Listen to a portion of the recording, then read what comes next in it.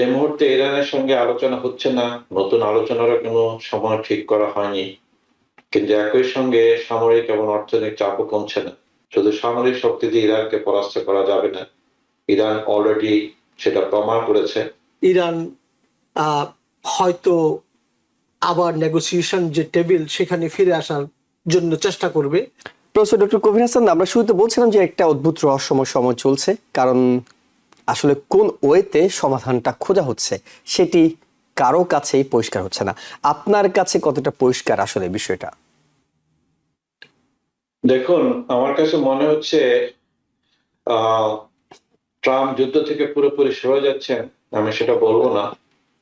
বরং তিনি সম্ভবত সরাসরি আলোচনার দায় কিছুটা নিজের কাছ থেকে নামাতে চাইছেন, কারণ অনেকদিন ধরে চেষ্টা করলেন। এই মুহূর্তে ইরানের সঙ্গে আলোচনা হচ্ছে না, নতুন আলোচনারও কোনো সময় ঠিক করা হয়নি। কিন্তু একই সঙ্গে সামরিক এবং অর্থনৈতিক চাপও কমছে না। তাই আমার কাছে অনেকটা এমন, আমি আপাতত তোমার সঙ্গে দর কষাকষি করছি না। আগে তুমি তোমার অবস্থান বদলাও, তারপর দেখা যাবে। কিন্তু এর মধ্যে একটা বড় ঝুঁকিও রয়ে গেছে। যুদ্ধের সময় কথা বলা খুবই দরকার, কারণ কোনো কারণে একটা ছোট ভুল, কোনো একটা ক্ষেপণাস্ত্র কোথায় গিয়ে পড়লো, হরমুজ প্রণালীতে কোনো জাহাজে আক্রমণ করা, এই ছোটখাটো জিনিস থেকে যুদ্ধ আরো বৃহত্তর পরিবেশে রূপ নিতে পারে।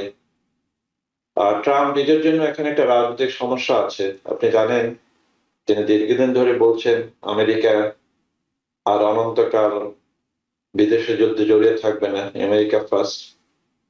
সেটা তার রাজনীতির একটা বড় অংশ।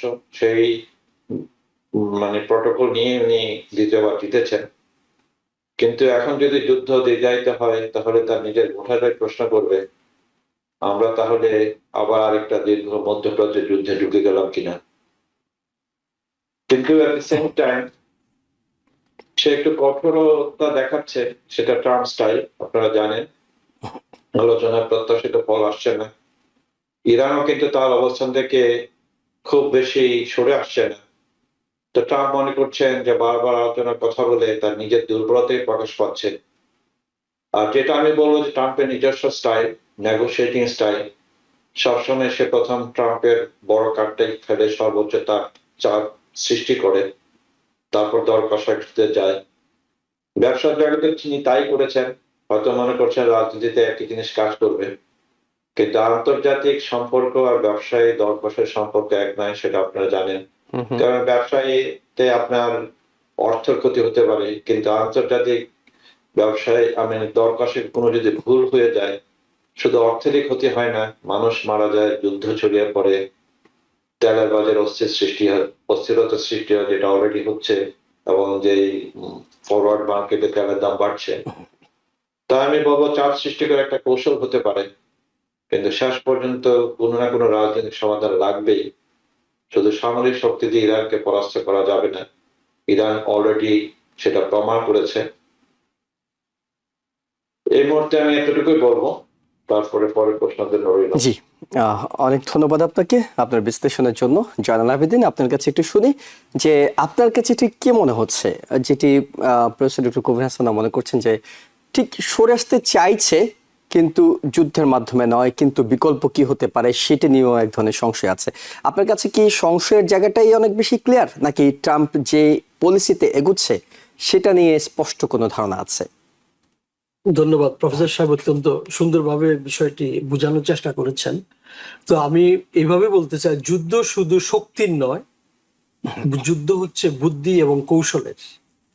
তো ডোনাল্ড ট্রাম্প যুদ্ধের শুরু থেকে যে বিভিন্ন ধরনের ধমক, বিভিন্ন ধরনের স্ট্র্যাটেজিগুলো অলরেডি অ্যাপ্লাই করার চেষ্টা করেছেন, যে এই পলিসিতে যেহেতু কাজ হচ্ছে না, এখন একটু মনে হয় বিষয়টাকে অন্যভাবে দেখতে চাচ্ছে। যেমন ধরেন, ইরানের অর্থনৈতিক অবস্থা এমনিতেই অত্যন্ত নাজুক, কোনো সন্দেহ নাই।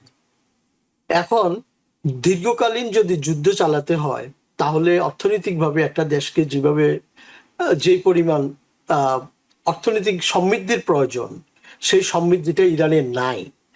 তার উপরে এখন আমরা যেটা দেখতে পাচ্ছি যে দুবাই, ইউএইর উপরে আন্তর্জাতিক ব্যবসা বাণিজ্যের ক্ষেত্রে ইরান অনেকটা নির্ভর করে থাকে, কারণ ইরান যেহেতু অনেকগুলো এম্বার্গোর মধ্য দিয়ে যাচ্ছে, বিভিন্ন দেশ থেকে তাদের চাহিদা মতো পণ্য আমদানি করতে পারে না, বিভিন্ন দেশে তাদের চাহিদা মতো পণ্যগুলো রপ্তানি করতে পারে না।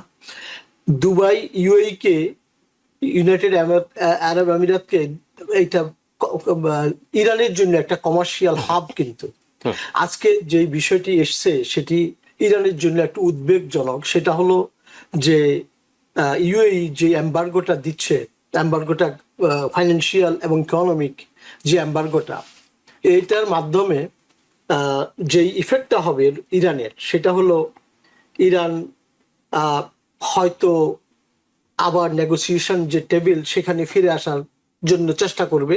যেই কৌশলটা ডোনাল্ড ট্রাম্প বারবার পজিটিভলি বলে চেষ্টা করেছে যে আজকেই একটা সমাধান হয়ে যাচ্ছে, গত এক সপ্তাহ ধরে আমরা কিন্তু তাই শুনছিলাম। গত রোববার দিন তো 60 দিনের যে যুদ্ধবিরতি সেটা কিন্তু এক্সপায়ার্ড। এখন কোনো যুদ্ধবিরতি নাই, এখন আলোচনার টেবিলেও নাই। তার উপরে ডোনাল্ড ট্রাম্প যেটা বলছে যে তোমাদের সাথে আর কোনো আলোচনাই নয়, এটা আসলে আমি মনে করি একটা কৌশল, একটা বিরক্তি, এবং একটু দীর্ঘস্থায়ীভাবে দেখছে যে আলটিমেটলি ইরান যেহেতু যুদ্ধটাকে দীর্ঘস্থায়ী করতে যাচ্ছে, কারণ ইরানের কয়েকটা পলিসির মধ্যে কিন্তু একটা পলিসি এমন আছে যে আগামী 2029 সাল পর্যন্ত যুদ্ধটা দীর্ঘায়িত করতে চায়। অর্থাৎ যতদিন ডোনাল্ড ট্রাম্প প্রেসিডেন্ট হিসেবে থাকবে ততদিন পর্যন্ত ইরান যুদ্ধ চালিয়ে যাওয়ার মতো একটা সক্ষমতা দেখাচ্ছে একভাবে।